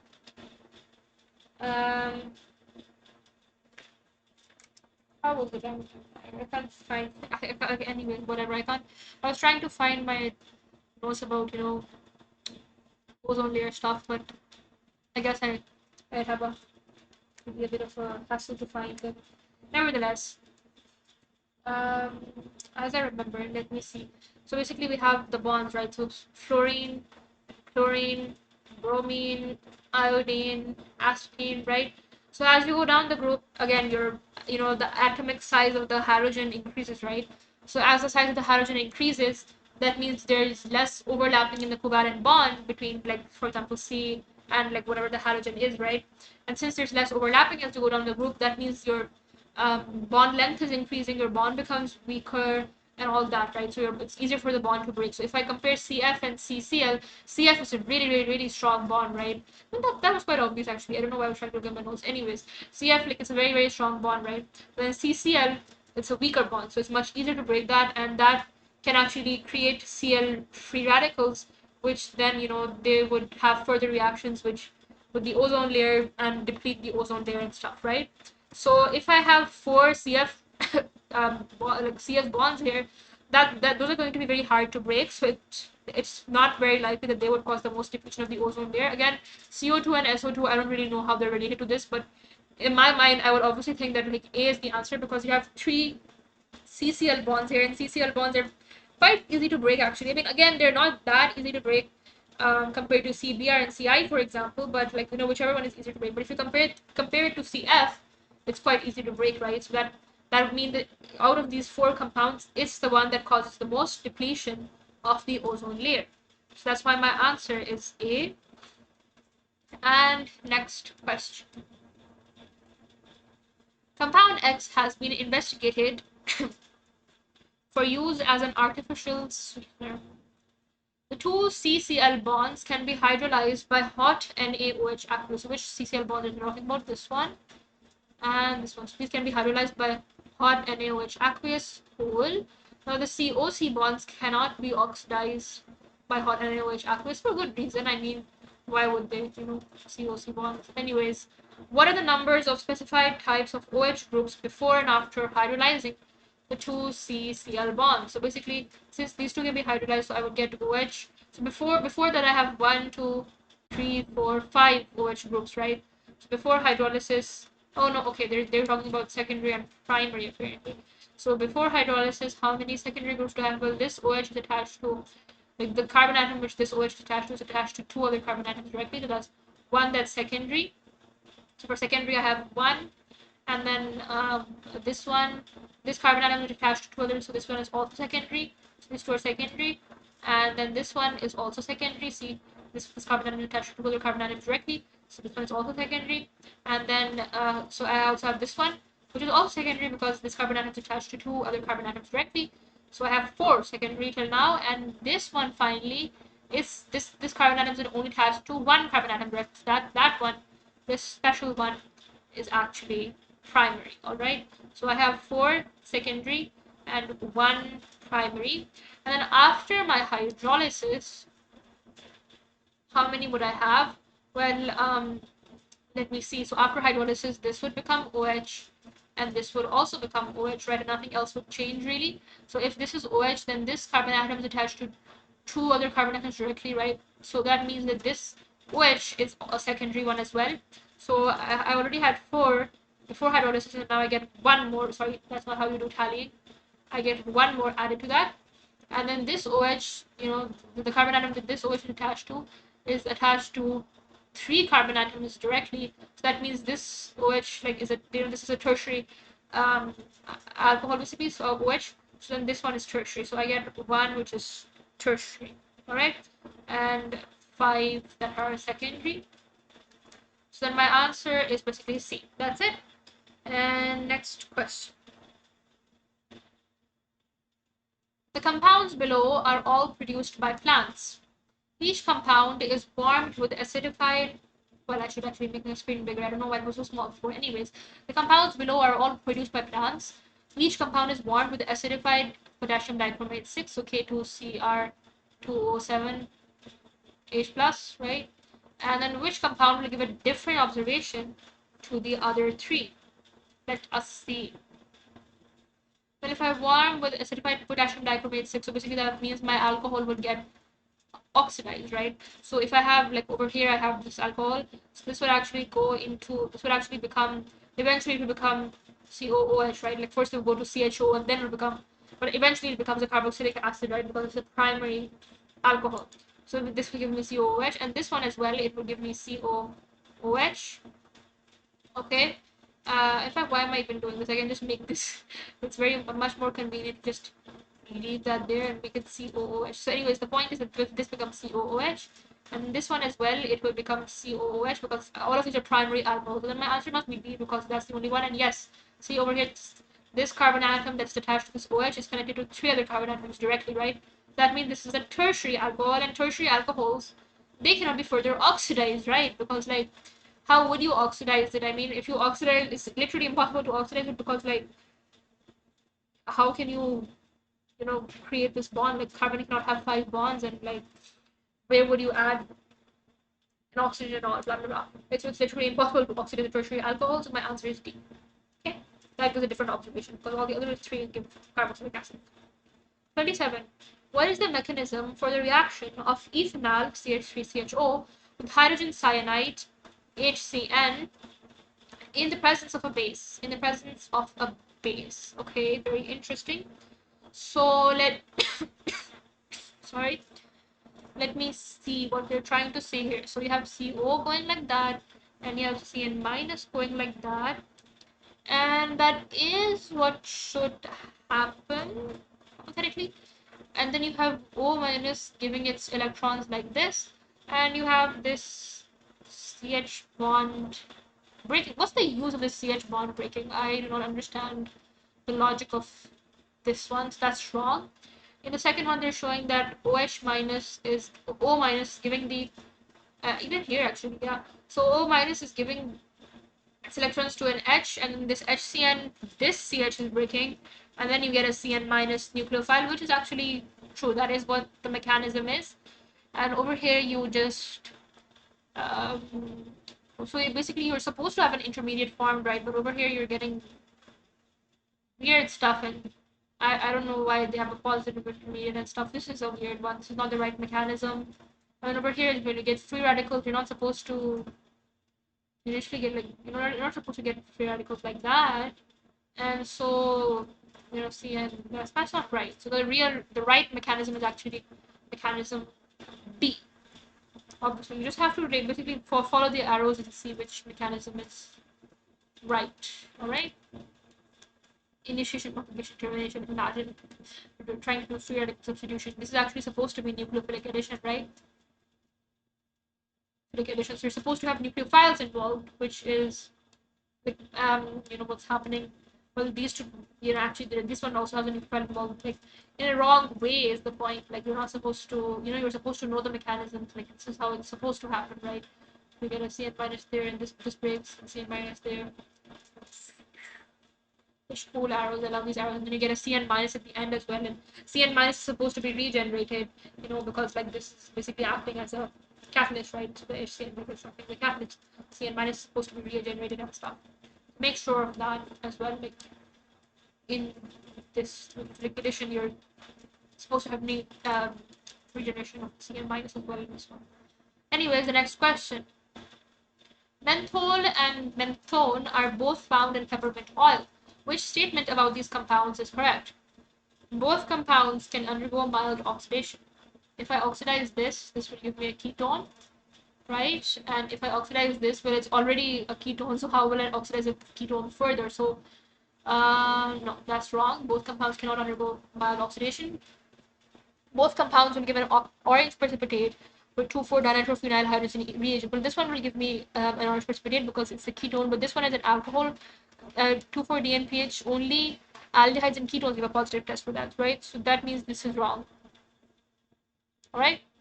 Menthol can be formed from menthone by reaction with NaBH4. NaBH4 is a reducing agent, am I right? So if it's a reducing agent, and I'm talking about menthone, so if a reducing agent, it will be able to reduce the ketone into a secondary alcohol. So yes, that's right. I will get menthone then. So I think C should be my answer. If you look at D, menthone gives a positive test when warmed with Tollens reagent. Well, Tollens reagent is only a test for aldehydes, and menthone is not an aldehyde. Menthone is a ketone, right? So that means it cannot give a positive test when warmed with Tollens reagent. So my answer is C. All right. What is the skeletal formula of 2-methyl pentane 1-ol? Okay, let me draw that out. So I have 2-methyl pentane 1-ol. So pentane 1-ol, that means my carbon, longest carbon chain is 5 atoms. So 1, 2, 3, 4, 1, 2, 3, 4, 5. That's 5. And then pentane 1-ol. So on the first carbon atom, I have an OH. Okay, and then 2 methyls on the second carbon atom, I have a methyl group. Okay, that's the structure of 2-methyl pentane 1-ol. Let's see which structure matches to this. 1, 2, 3, 4, 5. 1, 2, 3, 4, 5. So that's right. And the first one, it has a OH, and then the second one, it has a methyl. So actually the answer should be A, shouldn't it? Let's look at the other ones just in case. 1, 2, 3, 4. 1, 2, 3, 4. This is a 4 the parent carbon chain is only 4 atoms, so that's wrong. 1, 2, 3, 4. Again, the parent carbon chain is only 4 atoms, so that's wrong. 1, 2, 3, 4, 5. The parent carbon chain is 4 atoms, but then you're counting from the OH, so then you go 1, 2, 3, 4. On the fourth carbon, you have a methyl group, so there's actually 4-methyl pentane 1-ol, which means it's wrong. So the correct answer is A. All right. Next question. The structure of aspartame, I don't really know how to pronounce that. Aspartame, hopefully aspartame, I don't know. Which is used as an artificial sweetener, is shown.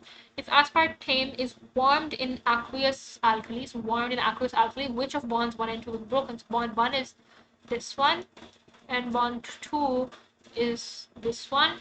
So basically, if I'm warming it in aqueous alkali, that means I'm doing a base hydrolysis, right? So if I'm doing a base hydrolysis, or if I'm doing, an acid hydrolysis, then whichever bonds can be hydrolyzed, they will be hybridized. So obviously, so this bond, well, I think it's more of an A2 part, I think, but yes, it can be hydrolyzed in basic conditions, so aqueous basic conditions. So yes, that is true. So it cannot be neither bond 1 nor 2. It cannot be bond 1 bond 2 only, because bond 1 definitely is hydrolyzed. If you look at bond 2, that's an ester bond, and again, it can be hydrolyzed under basic conditions, like aqueous basic condition, whatever you want to call it. So that means my answer has to be A. Bond 1 and bond 2 both are hydrolyzed. right? And that's just because you're doing base hydrolysis. The bonds that can be hydrolyzed with base hydrolysis, they will be hydrolyzed, which are these two, right? So ester one will break, and this one, I think it's an A2 part, but yes, it is also hydrolyzed. And then the next question. No other combination of statements is used as a correct response. Okay, anyways, question number 31. The relative molecular mass, MR, of particular sample of chlorine is 72.0. Which properties of the atoms in this sample will be the same for all the atoms? So basically, in a sample of chlorine, I have Cl2, right? So then that's Cl. So also have two chlorine atoms in each molecule of chlorine. So if one chlorine atom, you can take it to be 35, and then the other one is 35, right? So if I list down my possible options, so I have 35 plus 35, then I have 35 plus 37, and my other possible option is 37 plus 35, right? So these are the three possible options basically. And basically, you can also have another option as actually the last two are the same, isn't it? So these are actually the same thing. And my other option is 37 plus 37, right? So 35 plus 35 will be 70, and 35 plus 37 will be 72, and this will again be 72. These are the same thing, actually, same thing. And then 37 plus 37 is 74. So they're basically talking about one where I have one is 35 and then another one is 37. So this is what they're talking about. Now, which properties of the atoms in this sample will be the same for all the atoms? So we're one where I have chlorine as having an atomic what do you call it, an AR of 35, and the other one is 37, right? So which property of the atoms in the sample will be the same for all the atoms? The radius. The radius would really be the same, shouldn't it? I don't see why it would not be the same. Let's look at the options, the other options. The nucleon number. Nucleon number will be different because, like, if you look at the nucleon number of so chlorine has basically chlorine, if I have 35, because chlorine has a proton number of 17, right? So 35, 17 Cl versus 37, 17 Cl, right? So my protons will be the same, but then my nucleons are different. I mean, this is my nucleon number, right? So my nucleon number is obviously different. So that means 2 gonna be the answer, which means only my answer number 1 is correct. Isotopic mass. Isotopic mass is obviously also different because, as you can see, I have one is 35 and the other is 37, right? So the isotopes have different masses, and so if 2 and 3 are wrong, then that means that one, by eliminate the process of elimination, one must be right. The atoms in the sample all have the same radius. So the answer is D. Okay. Next question. Let me erase this just to make some space. Which of the following influence the size of the ionization energy of an atom? Right? Oh my God, what did I do? Mistake. Anyways, which of the following influence the size of the ionization energy of an atom? So what are the options? The amount of shielding by the inner electrons, that does tell you how much the ionization energy is. The charge in the nucleus, that also tells you how much the ionization energy is. And the distance between the outer electrons and the nucleus, specifically the radius, that also tells you what the ionization energy is. And you would remember that these are the three factors we use to determine the ionization energy. That's right. So the answer is D. Next question. Which equations can apply to an ideal gas? So an ideal gas, the main equation we have is PV equals to nRT, right? And that is not an option actually. So M is the molar mass, actually. We're telling you that.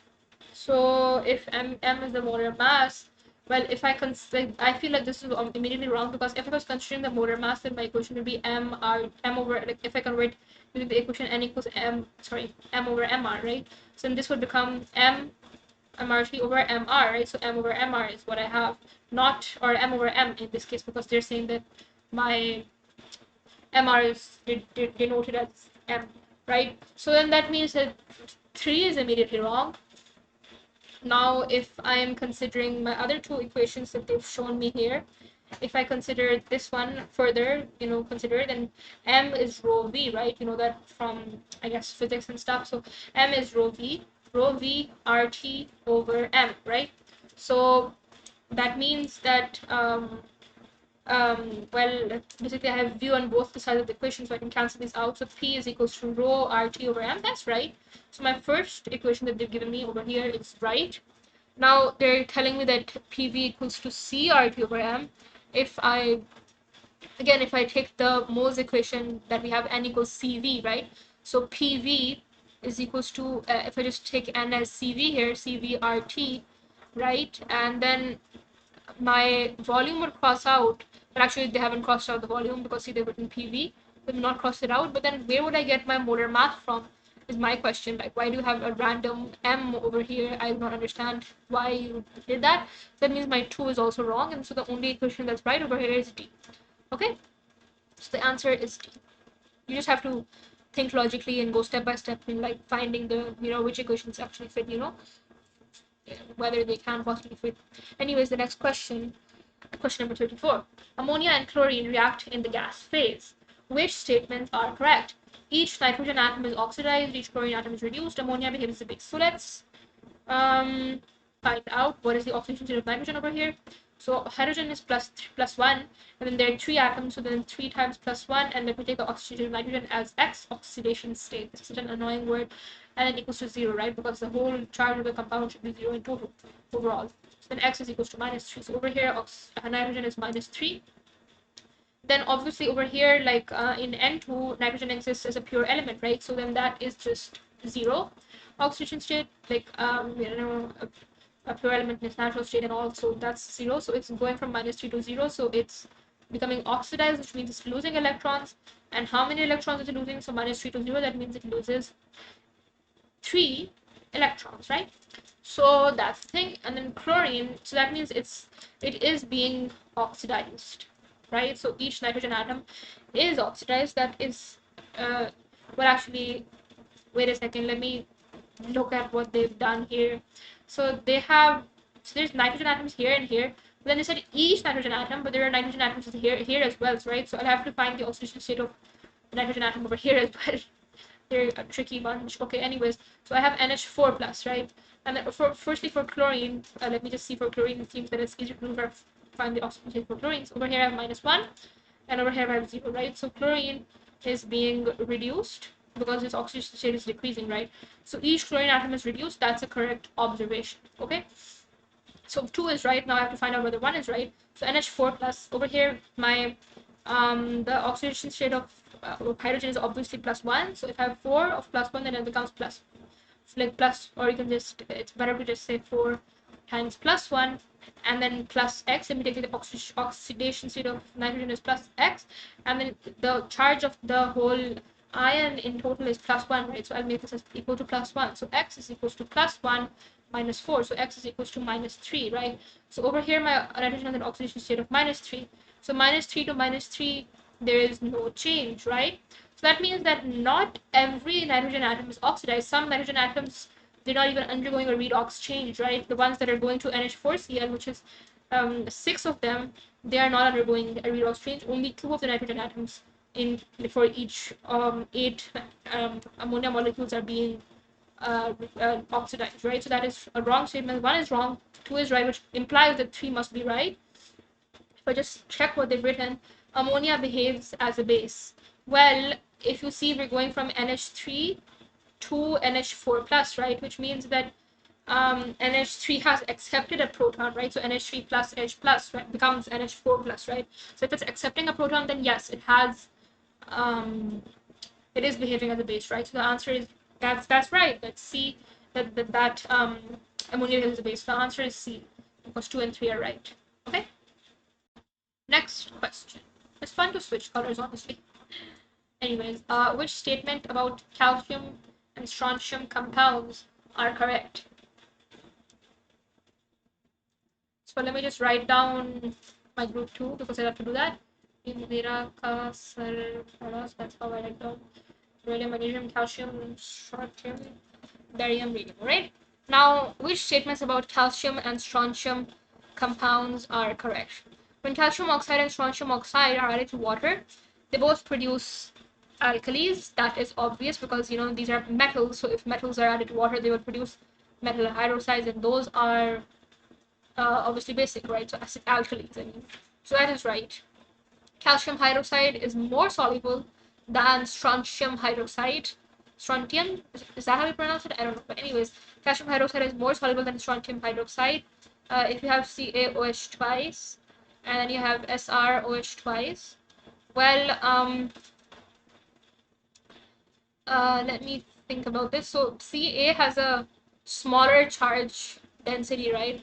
So smaller charge density, um, it has a stronger, if it has a smaller charge density, it has a stronger ionic lattice, right? The lattice of Ca2 plus and 2OH minus is a stronger, the Ca2 plus and OH minus, like it's a stronger lattice, which means it's harder for it to dissociate into ions in aqueous solution. So calcium hydroxide is more soluble than strontium hydroxide. No, it should be less soluble because it has a stronger lattice, so it's less soluble. Calcium sulfate is less soluble than strontium sulfate. Using the same logic, again, because Ca2 plus has a smaller charge density, so we have a stronger lattice compared to the one for Sr2 plus and SO4 minus, right? So then if it has a stronger lattice, it's less soluble again. So then, sorry, it's, what? What? Did I do something wrong? Is less soluble than calcium sulfate is less soluble. Oh no, this is a different logic, right? Yes, that's a different logic. So actually the solubility of the group 2 hydroxides, it what do you call it, it increases down the group, right? So obviously strontium will be more soluble than calcium. Strontium hydroxide will be more soluble than calcium hydroxide, but for sulfates the solubility decreases down the group. So calcium sulfate is more soluble than strontium sulfate, and that's to do with an A2 thing called ion polarization, which basically means, again, because Ca2 plus has a greater charge density, so it distorts the SO42 minus anion more. So basically it pulls the anion, it disfigures, distorts, it deforms it more compared to Sr2 plus, which has a greater charge density, right? Because Sr2 plus ion is of a bigger size. So if it distorts, wait, doesn't that have to do with the stability of it? I guess it also has to do with the solubility, perhaps. So then it, yeah. So then it like does that. But actually the logic should be more to relate with enthalpy change of solution, right? Enthalpy change of solution equals, yeah, so enthalpy change of solution equals enthalpy change of hydrogen minus enthalpy change of lattice energy. But the point is that it does become more soluble. I guess for AS, you just need to revise trends, and this is implying that I should revise my A2 concepts as well rather than just my AS concepts. So, oh my god, imagine that. But yes, that is wrong, and so my answer is D. Okay, and let us go to the next question. Or should I explain the A2 concept? I don't know. I want to, but also I don't know if I should, you know.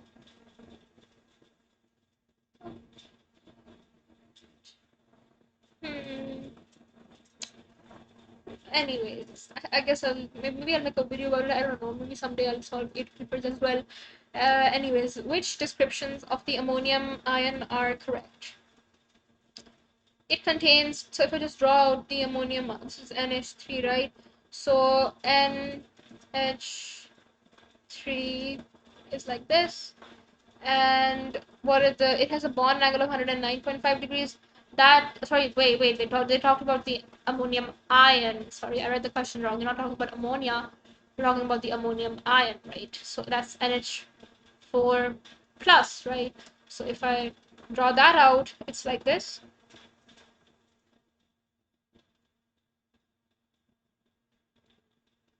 Right. So that has a bond angle of 109.5 degrees because it has, like, 4 of these sigma bonds. Then it has sp3 hybridization, so it has 109.5 degrees bond angle. That is right. It has only 3 bonding pairs of electrons. Actually it has 4 because it has 4 bonds. So it has 4 bonding pairs of electrons, so then that is wrong. It contains 10 electrons. Well, nitrogen, an atom of nitrogen has 7, a proton number of 7, so it obviously has 7 electrons as well. And then hydrogen, each hydrogen has 1 electron. So then if I have 3 hydrogens here, 1, 2, 3, then that's 3 electrons, and obviously this hydrogen, it had no electrons, right? It was an H plus, which means it had no electrons, and then nitrogen formed a dative bond with it. So then that means this hydrogen has no electrons of its own. It took 2 electrons, or it shares 2 electrons with nitrogen. Then in total I have 7 plus 3, which is 10 electrons. And so my answer has to be 1 and 2 are right, which means my answer is B. Okay. And next question, which I'll just erase some stuff to make space for it. Okay. Compound Q is obtained by adding H2O across the double bond in compound P. Which statements about these two compounds are correct? P shows cis-trans isomerism. Well, it doesn't actually, because like how should I justify that it doesn't show cis-trans isomerism? I suppose I could justify it by saying this is a ring, right? So like you have, in rings you have, you could take a cyclic compound. So in rings you have ring strain, and so it's really hard for this to show cis-trans isomerism, like, because if this were to like switch and stuff, like there would be ring strain. So I suppose that's my logic. If I'm wrong, please tell me in the comments, but that's my logic. Right? Because of ring strain, P doesn't show cis-trans isomerism. Okay. Q contains 2 chiral centers. This is chiral for sure. This one is chiral. I can say that this is chiral because it has 4. This is one group attached. This is another group attached. This is another group attached. And there's an H atom. That's chiral. And then this one as well is chiral. In fact, because it has one CH3, one OH, and then one, this whole group attached and this whole group attached. So yes, Q does contain 2 chiral centers. I would say that's right. And then the other point is that Q is a tertiary alcohol. If I look at Q more closely, then the carbon atom that OH is attached to, it's attached to 3 other carbon atoms directly, right? So it is a tertiary alcohol. So that's right. So the answer is C. 2 and 3 are right. Okay. And then question number 38. X is an organic compound. Okay. X gives a precipitate with aqueous silver nitrate, so AgNO3 aqueous. Okay. Some or all of its precipitate remains undissolved from an dilute aqueous ammonia. That is, you get a precipitate of either, you can get a precipitate of AgCl or AgBr or AgI, right? But then some or all of its precipitate remains undissolved when excess dilute aqueous ammonia is added. So you're adding excess dilute aqueous ammonia and it's not dissolving, which means it cannot be AgCl. And since it's dilute, so that means it can be either AgBr or AgI, because AgBr would only dissolve in concentrated aqueous ammonia, right? Not in dilute. So it has to be either a compound that contains bromine or a compound that contains iodine. So I can immediately cross out 1. Now if I look at 2, that is 2-bromobutane. So that this is the sorry, that's not bromobutane, sorry. So I have 4 carbon atoms in my parent chain, and I have a bromine here.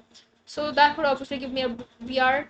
It could give me a Br precipitate with AgNO3, and then that would not dissolve. So yes, bromobutane can be the right answer. And if I have iodomethane, well, CH4, like CH, and then one of them is an I. That could also give me, what do you call it?